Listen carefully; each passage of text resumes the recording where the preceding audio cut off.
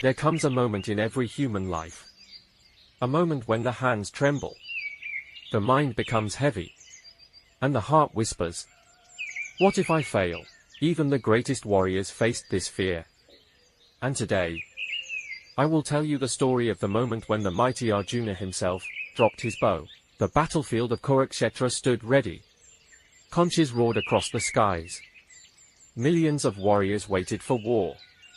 And in the middle of that battlefield stood Arjuna, the greatest archer of his time. No enemy could defeat him. No warrior could match him. But that day, Arjuna was not fighting enemies. He was fighting his own heart. When he looked across the battlefield, he did not see villains. He saw his teachers, his cousins, his friends, his own family. His hands began to shake. His throat dried.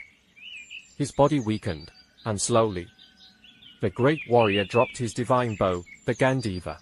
Arjuna looked at Lord Krishna and said, "How can victory bring happiness, if it is built upon the pain of those I love?" At that moment, Arjuna was afraid. Not afraid of death. Not afraid of battle. He was afraid of making the wrong choice. Afraid of failure. Afraid of regret. And that fear broke him. But listen carefully. That moment of weakness became the beginning of wisdom.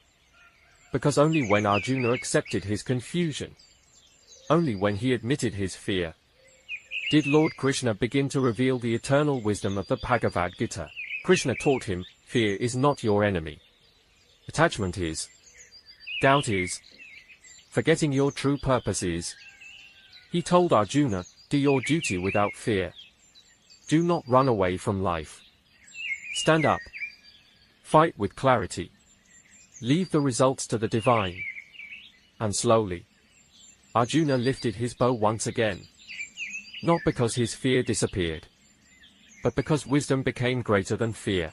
My dear listener, if today you feel afraid, if your heart feels uncertain, if you feel weak before a great challenge, remember this. Even Arjuna once dropped his bow. Fear does not make you weak. Sometimes, fear is the doorway through which wisdom enters the soul, and perhaps, your greatest transformation is about to begin. Om Shanti.